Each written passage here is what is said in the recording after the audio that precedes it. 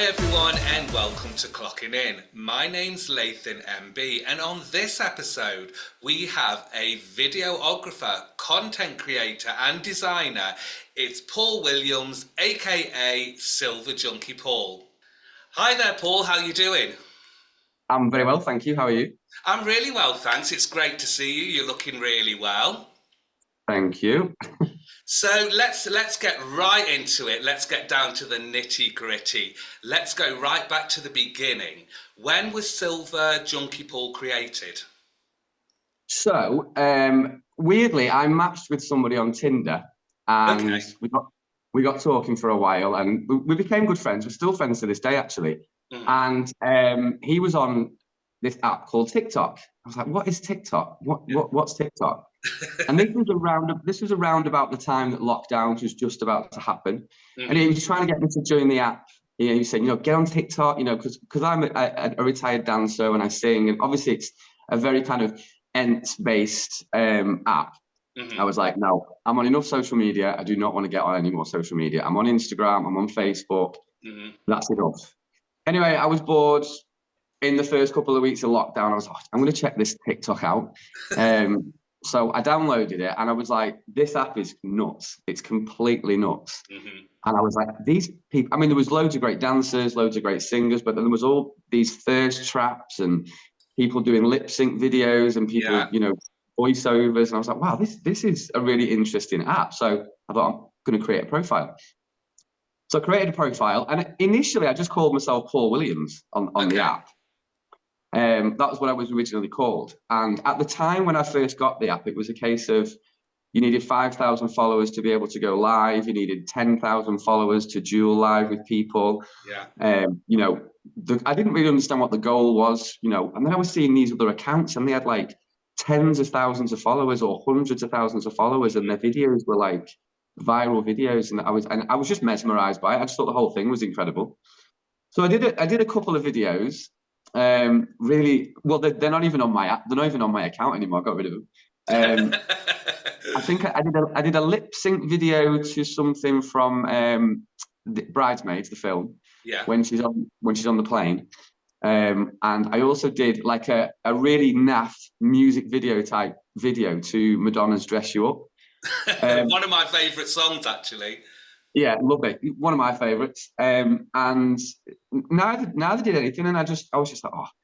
So I kind of put it down and left it a few weeks, and then I was like, no, I'm going to give it another go. I'll do another. So I thought I'll do a dance video. Did a dance video. Didn't really get anywhere. And at this point, I probably had like 200, 300 followers, and I was so desperate. I wanted to, because I'd seen people going live, and I was really wanted to see what that experience was like, and how I would be on it. So I just kept doing video after video. And then one day, it was actually, I downloaded the app in the March. And in the August, I'd seen this pillow trend where it's like a transition video. And it starts off where like people were fully clothed. Women did it, men did it. They were fully clothed. And then dancing to Beyonce's Single Ladies, basic steps, but then there was a transition, and it would transition from being fully clothed, doing this little bit of choreo, to wearing just a pillow tied around your waist. Oh, I remember that. With a belt, yeah. And I was like, nah, I can't get my legs out and my arms out and everything on a TikTok video. I'll get banned. But I thought, you know what? No, screw it. I'm going to do it. So I did it in my living room. And bearing in mind, my living room, it took me about 10 takes to do because I live on a main road and I've got two big sash windows. And every time I tried to do it, somebody walked past and there's me in just a pillow. So I re-recorded. Anyway, finished the video, uploaded it, didn't think really much of it. And then I literally went in the kitchen to make a coffee.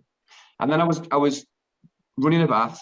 So this took about half an hour. Yeah. When I came back to my phone was going crazy. Like notifications, it was all these likes, all these follows.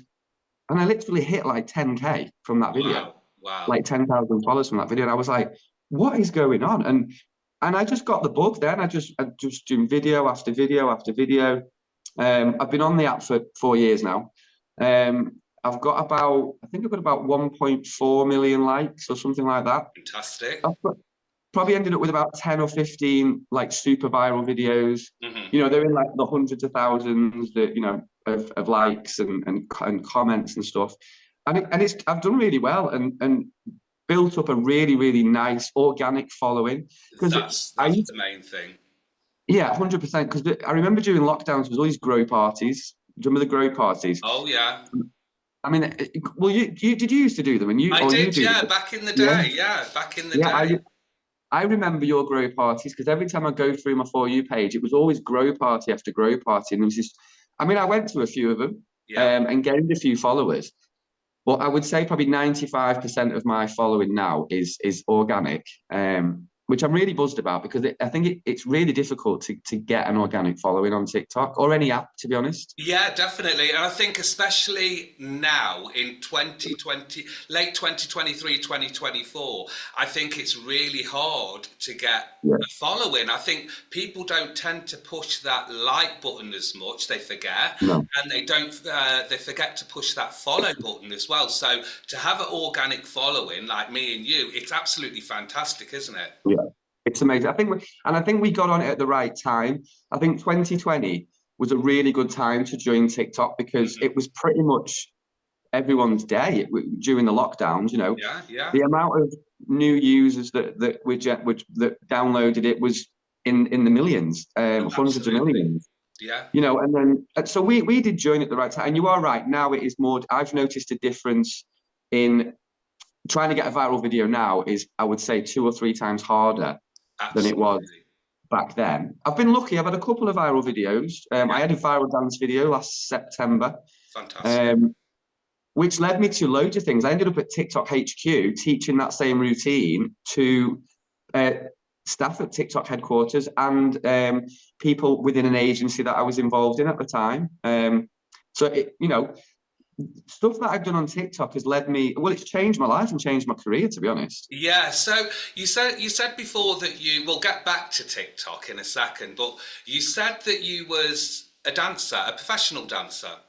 Yeah, I was a So, commercial dancer mhm. from, I started dancing professionally when I was 15, 16. Yeah.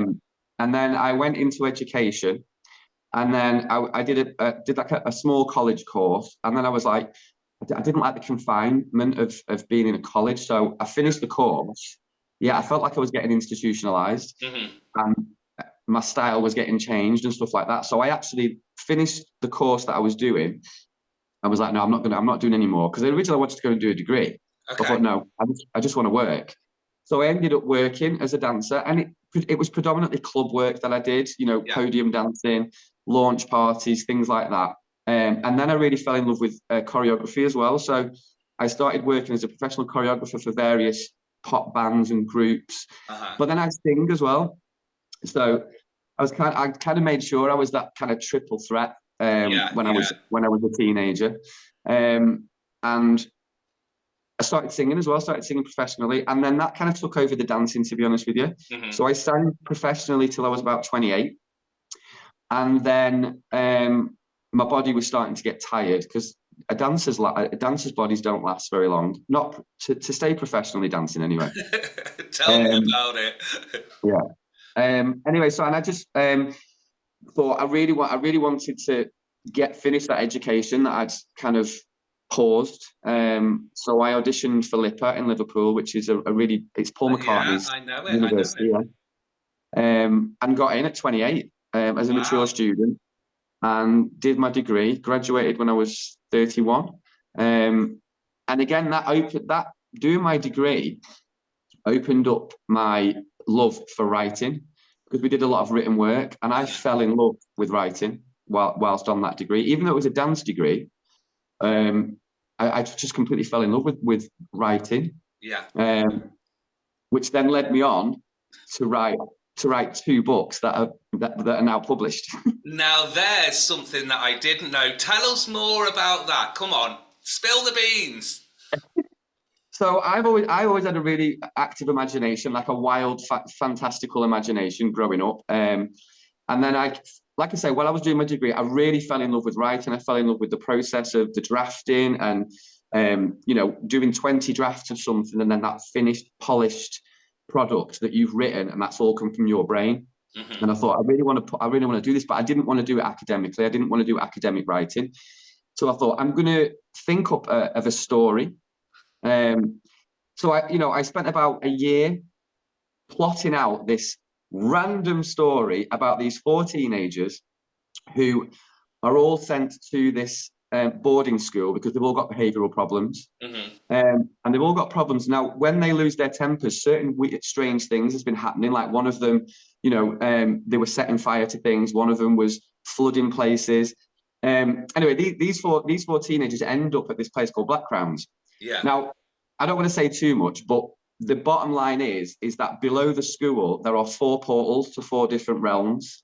And each realm is a different world and represents each one of the 4 elements, you know, the 4 earth, air, fire, and water. Yeah.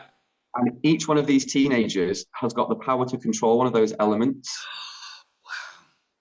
Wow. And it's actually a 5-book series. Yeah. 2 are published. So it's called The Element Order. The first book is called Crown of Fire. Second book is Crown of Ida. Okay. And then the third books haven't been written yet, and they've not got names yet. But those 2 are now, I mean, they're on Amazon now. Yeah. I was just going to say that, just let people know where they can get hold of them.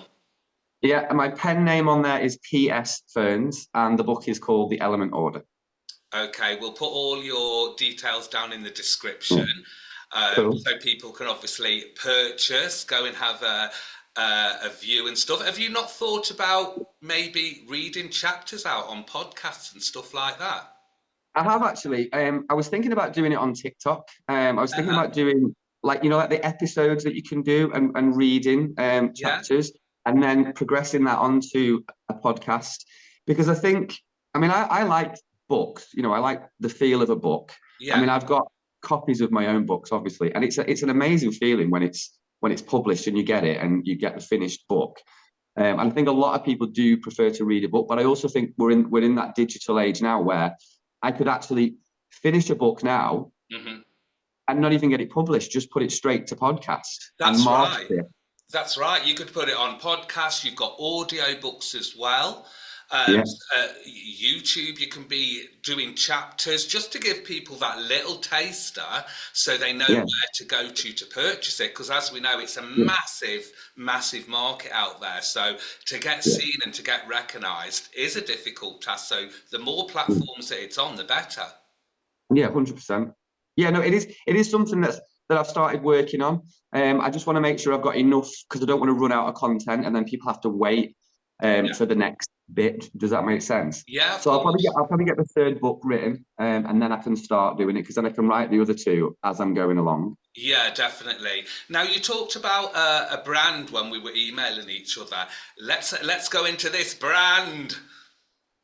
So again, going back to lockdowns, I was so bored. I had nothing to do every day. It was horrendous. And I'm always a really busy guy. I like to be fingers in different pies. I like to feel like I've got a lot on and I'm stressed about it. Because if I'm not stressed about it, then I'm stressed. Then I'm not stressed about it. That's the kind of person. So I'd seen a couple of people had done merchandise on TikTok, and I was like, and obviously, you know, I was getting this larger following. I was getting viral videos. I thought, well, maybe I should start some merchandise. But then what I did was, I didn't want to do the SilverJunkiePaul. Well, I hadn't picked the name at first. So what I did was I chose about 10 different names for a clothing brand, and I sent them all out to my friends. Yeah. And I asked all my friends to vote which one they preferred, and SilverJunkie was one of the names that was on the list. Yeah. And again, I was still Paul Williams on TikTok. So I went with SilverJunkie, and then I thought, right, I'm going to find a platform to be able to design stuff digitally, because I've always done graphic design and marketing. So many strings to your bow. So I started designing, and it took over my day every single day. And I would get up at 8 in the morning, have a coffee, start working at 9. I'd get on my laptop and do designs using Photoshop. And then I thought, I want to take this a little bit further. I don't want it to be about me. I want it to be an actual brand. Yeah. So I didn't want to call it SilverJunkiePaul. So it remained as Silver Junkie. And then I went to shop it. I turned it into an e-commerce business through Shopify. Yeah. Rather than the platforms that you can do through TikTok, like Teespring and stuff like that, which are great platforms. But I then wanted to introduce like homeware and sportswear and, you know, loads of different things. And I literally spent probably about 9 months with that e-commerce business, Silver Junkie, and I changed my name on TikTok to SilverJunkiePaul. Yeah. Now, obviously, once we came out of the lockdowns, I was getting back to work, back on the gigging circuit, singing. Yeah. I wanted to get a Monday to Friday full-time job because I wanted to get back to that structure. So Silver Junkie kind of fell to the wayside. And then I ended up, because I'd then done so much video content with Silver Junkie for marketing, as well as my own video content for my own TikTok. Box Menswear, the underwear brand, were looking for a video content marketing manager for the brand that was well versed with e-commerce, that was a good videographer, a good video editor, good marketer, etc. And I ended up working for them. So that kind of left. Silver Junkie went by the wayside. My TikTok, because I was running their TikTok as well, managing their TikTok. I took their TikTok from 3,000 followers to 210,000 followers. Wow. They flew me all over the place. I would go and shoot models all over the place. They'd get flown over to me. So my TikTok was then neglected for about 13, 14 months, as was my brand. And then September last year, I finished working for Box. I was like, why do I keep continually working for other people when I've got these skills that I can utilize myself and put into my own pocket, if you will, my own brand. So that's pretty much when I started getting back into TikTok, back into Silver Junkie. I'd spent, 14 months as a videographer and video editor. So I now do that freelance professionally. Yeah. I shoot models, I'll shoot personal trainers, food, restaurants, bars. I'm back on with Silver Junkie. I've got a website at the minute, silverjunkie.co.uk, but I'm building a new one through Shopify again, which is not up and running. But Silver Junkie, you can go and purchase products from silverjunkie.co.uk, but I'm building a new site with all new products, new ranges, which should be finished by the end of the summer, to be honest. But as it stands now, there is that facility to go and purchase, Silver Junkie hoodies, t-shirts, joggers, bags. I'm doing cosmetics as well, which will be on the new site. So I'm really now kind of back in the lockdown mode, even though we're not in lockdown. But I'm I need to really focus on my skills and what I can bring to my table rather than what I'm bringing to other people's table. Do you know what I mean? Absolutely, because I must admit, I'm not one for gossip, and as you know me from the social media, I never gossip. But I must admit, I did see on one of your videos that you had the breakup thing with some kind of agent or something like that. Do you want to talk about that or not really? Yeah, can do. Yeah, no, absolutely. So when I started going back live in September. Yeah. I had a few agents, that I now know were agents. I didn't realize at the time, were coming into my live and they were saying hello, and I was interacting with them because I live stream now 4 nights a week. Yeah. But at the time, I'd only just started, and I think I'd been doing it for about a week. I didn't know about the gifting thing. I didn't know about the battles. I didn't know about building a team and all this lot. Certainly didn't really know what an agent was. Not a TikTok agent, anyway. I mean, I have an agent as a singer. Yeah. But anyway, this one particular night, there was 2 or 3 from the same agency came into my live, and they were chatty and, hello, how are you? And da-da-da-da-da. Yeah. I was like, yeah, I'm cool. And I ended up saying, are you guys agents? And they were like, yeah, we're from this agency. I'm not going to say the name of the agency. No. Yeah, we're from this agency. So, and I was like, oh, well, send me a DM. If you want to give me some info, just send me a DM. So I got a DM from the agency owner. Really nice guy. He's a lovely guy. Spoke very highly of my live stream and explained to me what an agency is. And, for those that don't know what a TikTok agent is, it's like a hub of creators. So all the creators, join the agency, and that agency then are able to help you, build your account, help you with your content if needed, ideas for your content, ideas in editing, things like that. What's currently trending for creators. But what they also do as well, because there's lots of agencies, they organize these TikTok battles between myself and then someone from another agency, and they match you up with people who are doing as well as you or doing kind of same level as you in terms of battles. Yeah. So I was like, yeah, okay, cool. It sounds interesting. I like the idea of being part of a community, which is great. Yeah. So I was with them I left in March, so it was about 6 months.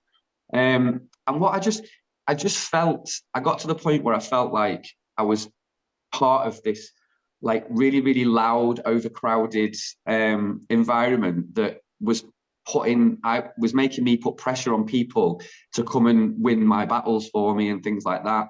And I didn't want to do that anymore, because I'd built up this great community of people who, come into my lives. Some of the things that they say to me in my lives, that they're really lonely at home. Their partners don't speak to them, and I take some of that away, that feeling of loneliness and isolation from their lives. And I was more interested in that than doing these arranged battles and getting everyone to throw gifts in me battles and pressuring people. Come on, we've got to win, we've got to win, we've got to win. I was like, no. Plus as well, I found myself turning into, it was almost like it was like ruling my life. I've got a battle tonight. I've got a battle Wednesday. I've got a battle Friday. I've got a battle Sunday. I've got to do reset battle. I've got to do this tournament. I was finding myself being stuck indoors a lot. Yeah. Just doing promo videos for battles, and it just became all too much. And I just decided that I wanted to get out of it, and I feel so much better. I don't really do arranged battles. I will do battles if people request me, or sometimes my people will say, Paul, do a battle. We want to do this. Paul, do a battle. We want to do this. So I'm like, yeah, cool, let's do it. But yeah, no hard feelings with the agencies, because there's a lot of people in agencies. I will say a lot of people are now leaving their agencies, because I think for the same reasons, possibly for the same reasons. I know a lot of my friends have left the agency because of those reasons. I must admit, I was with an agency for a very, very short time, for maybe 2-3 months. And like you said, that constant, you've got to battle, you've got to do this, you've got to do this. And I found, to be honest, they weren't telling me anything that I don't know about live streaming, about editing, about content creation.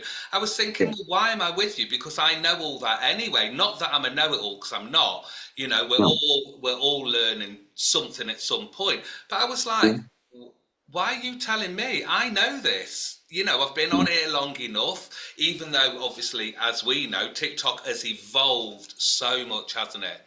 And not just TikTok, every platform, they've evolved. The editing, you can do on TikTok now is amazing. Before, there was no editing. I remember spending the whole day trying to make a transition video, because there was no editing. That was way back when, And it was so frustrating, and now, I mean, obviously, TikTok and CapCut are, well, I think TikTok own CapCut now. They do, apparently, apparently. Yeah, and it's literally the same as editing in CapCut as editing in the TikTok. And you're right with what you say. Is it's interesting that you say what you've just said, because I will try and be as polite as possible, because I don't have any hard feelings.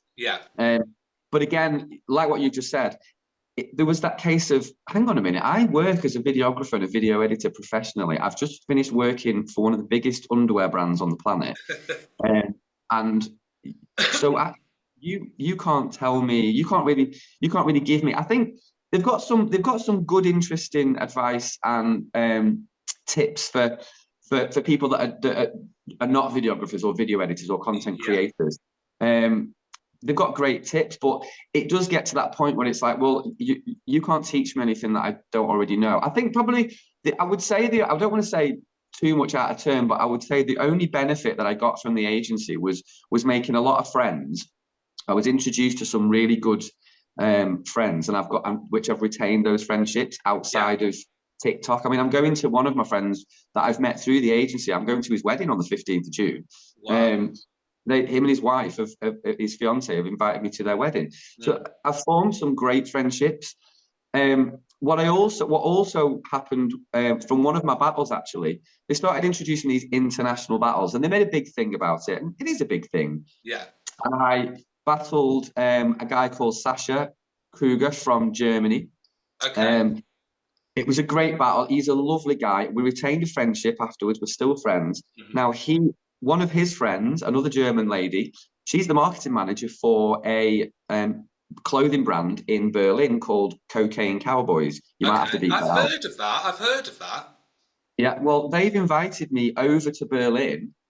The CEO saw my videography work and my editing work, and they've invited me over to Berlin for a few days to shoot some of their models, to meet the CEO, to meet the brand people in the brand. They sent me a package of clothing over for my birthday, hats and T-shirts, and that was through a battle that was arranged through the agent. So, but at the same time, I'm a great networker. You know, I'll see a networking opportunity and think that, you know, and I think if you're with an agent on TikTok and you know what you're doing, use that facility to get yourself out there and network, and don't just it's not just a case of I've got a battle with this person. Well, no, you've got a battle with someone that you've never met before. You don't know who they are, what they do. You don't know how you can benefit them, how they can benefit for you. And a lot of people don't do that. I do. Me too. But I think that's with us both, because we're both from entertainment backgrounds. You know, we were both professional dancers, singers, this, that, and the other. So I think it's in our DNA, in our nature, to chat and make new contact. 100%. Yeah, 100%. Because, and you know, as a freelance dancer or a freelance singer, you never know where your next job's coming from. Absolutely.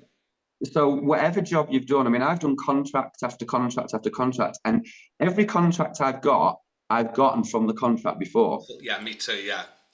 So it's either somebody has seen me perform in that contract, or I've made friends with someone that is involved in a project after that. And that's how I've worked all my life. And TikTok is a very, very good place for that as well.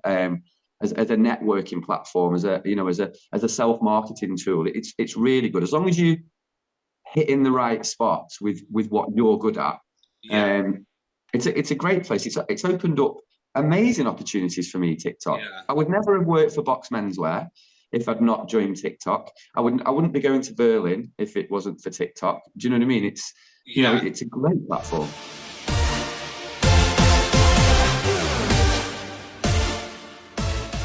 So, talking of social media, have you ever received much negativity? Such a great question. Yes.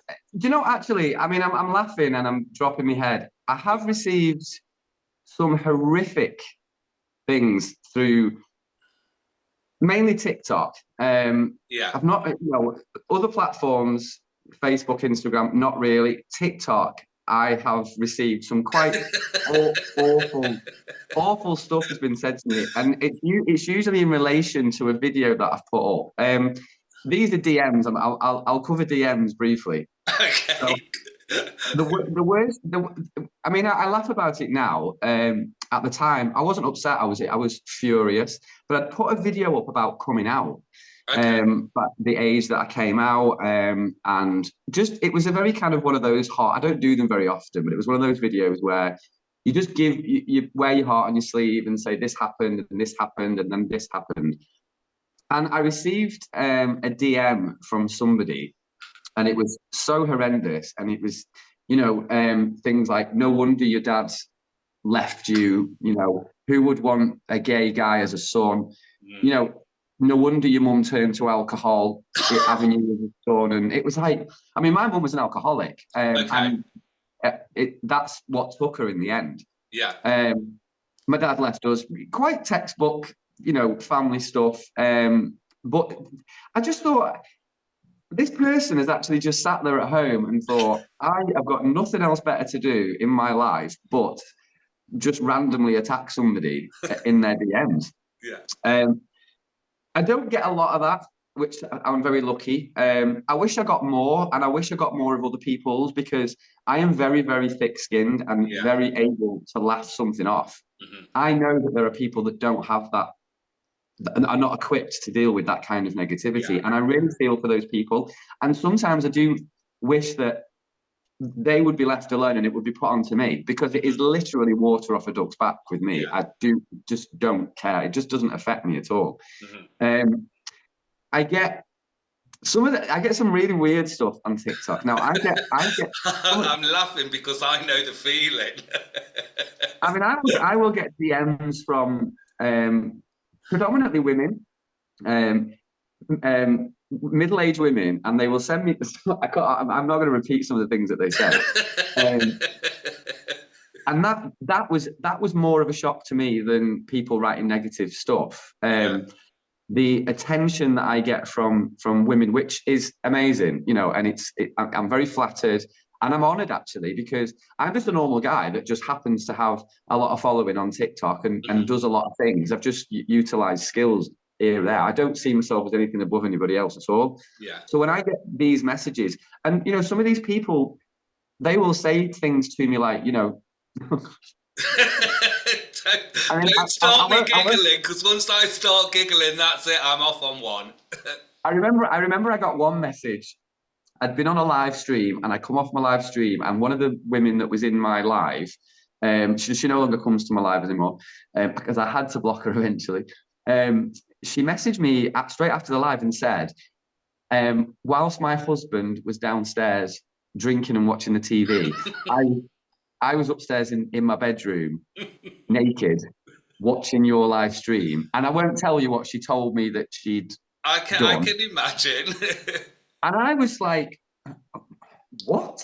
Like, what? I mean, eventually this woman, she started messaging me every day. And then if I didn't respond to her messages, within a minute, she'd start attacking me, saying, I know you're online. Why are you not responding to my messages? So eventually I had to block her. That's one instance. I don't get a lot of negative comments on my videos, but I tend to respond. I like doing response videos, and I'm really sarcastic and dry. I think it's the best way to approach it. You know, and I tend to get, it tends to be men who will make nasty comments about, you know, at your age, you know, pack it in, old man, stop dancing. I could reel off, you know, loads, but although recently I did have a woman who spent probably 2 to 3 days just putting negative comments on about 10 of my videos, which then led to other people defending me, to her then attacking them. And it was, I thought, you know what, I'm just going to sit back and enjoy and watch this, because it's no longer about me, it's about you lot. You lot are all having this discussion amongst yourselves, and, you know, people were very protective over me, and eventually this woman stopped. I think she realised that she wasn't going to win. She wasn't going to get anywhere. But as a rule, more people get a lot worse on social media than I do. And do you know what? I actually think that people who put the negativity on social media, they deliberately target people that they can see are either vulnerable or will be affected, or that they can, you know, I'm not saying the trolls are a good thing, but they're very clever, because they can see when somebody is going to react really badly to their comments. And I think when they look at me, it's like, I'm not even going to bother trying to troll him, because I just know it's going to be a waste of time. He's not going to be bothered. Do you know what I mean? Yeah. So, I mean, it's a strange one, isn't it? Because I think, you know, we've both been there where we've had zero following, just like everybody else. But I find the more followers you get, the more they attack you. Of course. It's unfortunately, it's very much part of certain human conditions, where I always think to myself, you know, Fred at number 25, who is the same age as me. There's no Fred at number 25, by the way. But as an example, Fred at 25 is the same age as me. He's, you know, looks maybe different to me. So he can't understand how somebody of his age and his, what he does, it can be so popular.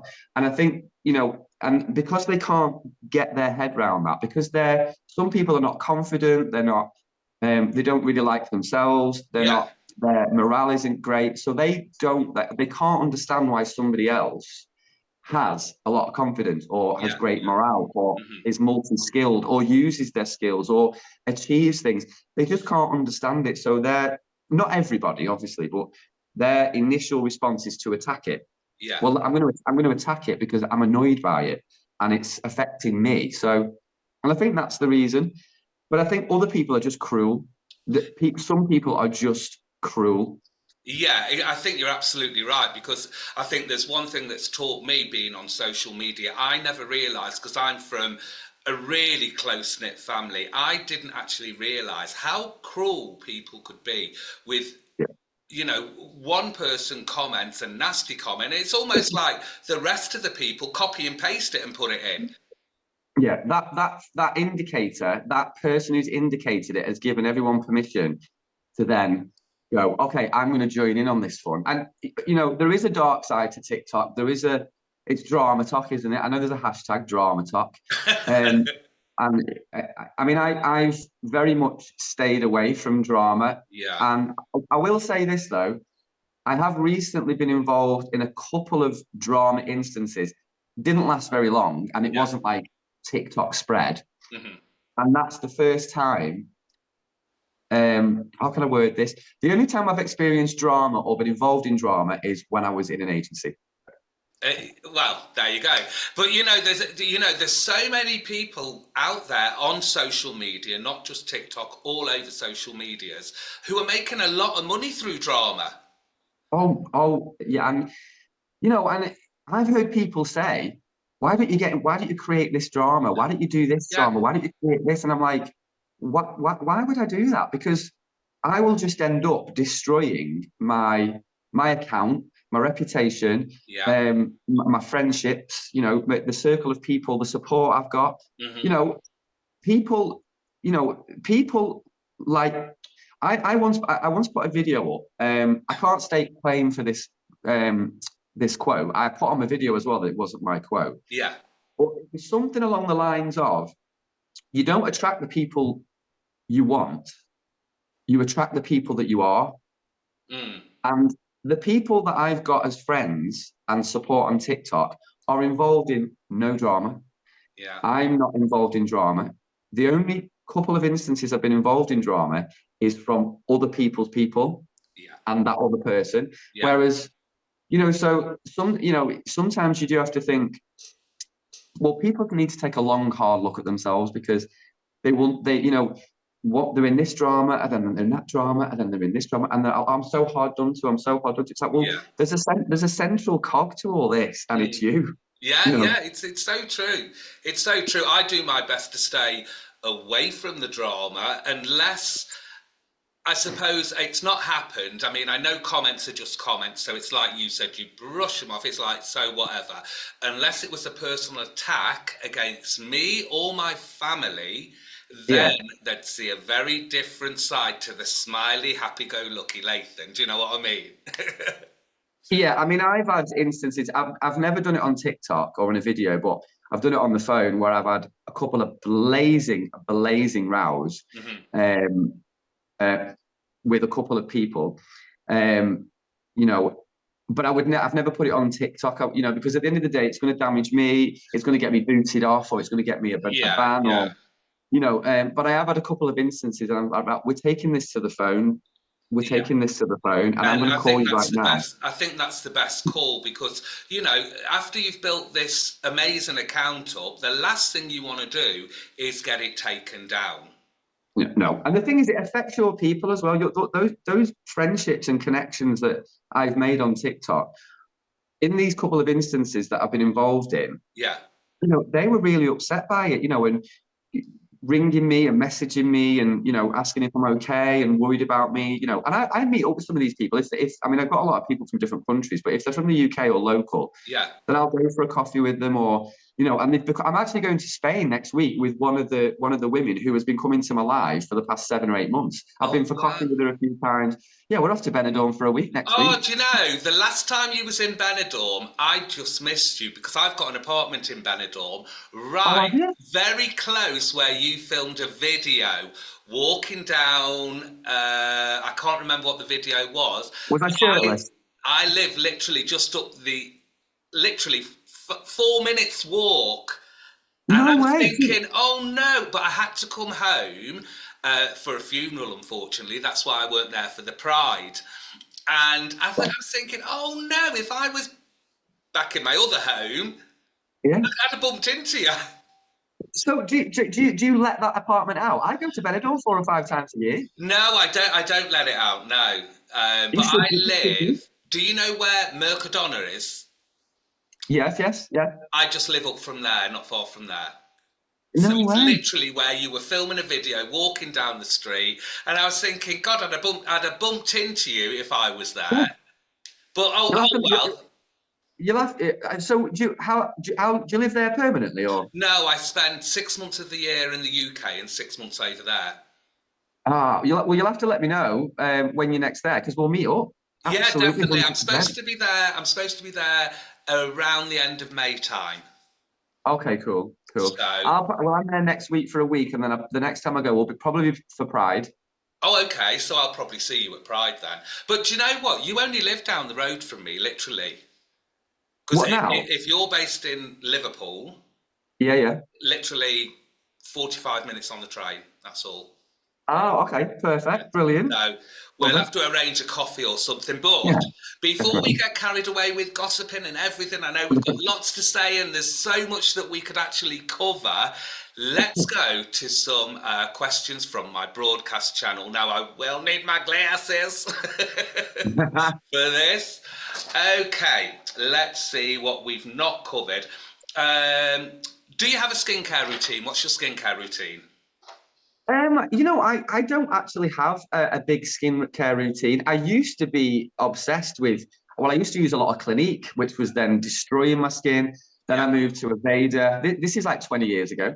Then I moved to Aveda. And then I was told I can't remember, I was told by a skin specialist or my doctor, literally said, if you're going to use a facial scrub, use it once a week. yeah, that's right. Because you're a man, when you have a shave, it's a good exfoliant. I mean, I tend to have a beard a lot of the time, not a full beard, but what you see now is pretty much what I have a lot of the time. But every couple of weeks, I completely shave it all off down to a little strap line because that's a great way for my skin to air. It's a nice little exfoliant. But as a rule, I use cocoa butter a Yeah, lot. yeah, That's cool. it. Okay, then on to the next one. Let me see. If you won the lottery, what would you do? I would move to Benidorm. Good, good. Okay. Anything else you do with that? Loads of money. Oh, do you know what? I'd spend it. I'd spend it on my brand. I'd build my Yeah, brand more. You know, I'd end up in China at some, product warehouse, going through uh-huh. samples and staying at the Hilton, and buying loads of products and building the brand. And I say I'd move to Benidorm. I probably wouldn't. What I would do is I'd just travel all over and stay in different hotels and or villas or apartments, and I'd probably spend a couple of years doing that, seeing the Yeah, world yeah, and doing live streams from different countries, and yeah. yeah, I'd do that. Okay. And where do you see yourself in 5 to 10 years? Old, Older. yeah, yeah. Where do I see myself in 5 years? I do see myself living in a different country. Yeah, I see myself solely working online, whether it's with content creating, video editing, or with my brand. Yeah, I do see myself not. I do see myself not living in the UK anymore. yeah, I'm not a fan of this country anymore. yeah. That's my eventual plan. Let's see. If you weren't doing this job now, what would you be doing? Ooh, I know. do And you know what? that was from somebody called Jaden. So if I wasn't doing this job, if I was to do something like a grown-ups job, I call it, I would either have been an architect or an interior designer, because I do love interior design and architecture. So one of those, or both. Yeah, cool. Okay, and what's your favourite kind of video to make that's from Scarlett? I love making transition videos. I do like Me making too. really slick, transition videos with props. I mean, there's a few videos on my TikTok that I've some really cool transition videos that I've done. They take a long time. Sometimes they take 2 hours. But yeah, transition videos. Yeah. Good. Okay, and just remind people of where they can get your merch, your books, and everything else, just very quickly. So merchandise, the brand is www.silverjunkie.co.uk. Junkie spelt with an IE. That's where you'll find the brand, the clothing, and some homeware stuff. In terms of the books that I've written, they're on Amazon. So if you go to Amazon and search The Element Order by P.S. Ferns, which is my pen name, you'll find them on there. Or if you just do a Google, you'll get links to various platforms that you can buy them from. They're available on ebook as well. You can download them as well. Okay, you're also on TikTok and Instagram. Do you have a YouTube account? I don't have a YouTube account at the minute. No, I'm looking into it. I'm thinking about getting one, but at the minute, my TikTok takes a lot of my time up. Yeah, sure. But yeah, TikTok is Silver Junkie. Instagram is Silver Junkie. Yeah, same name. They will be Paul, down. Silver Junkie Paul. Yeah, they will be down in the description anyway. So, Paul, it's been absolute pleasure speaking to you, finding out what you're up to, what you've done. And just one very quick question from me. Do you remember your first performance? My first performance was on BBC Two. Yeah. On a program called Dance Energy. I don't know if you remember that. Yeah. That was hosted by a guy called Normski, and Two Unlimited, the dance techno band from the 90s. I remember those. I was a backing dancer for them to the song No Limits. Yeah. Wow. That was my first performance. And when's your next one? My next one is on Saturday. I'm singing at a wedding this Saturday in where am I? In Milton Keynes. Milton Keynes, fantastic. Yeah. All right then, Paul, thank you so much for your time. I know you're busy. You're welcome. And thank you so much, and we'll speak soon. Yeah, thank you so much. Thank you very much. All right then, thank you. Bye. Bye.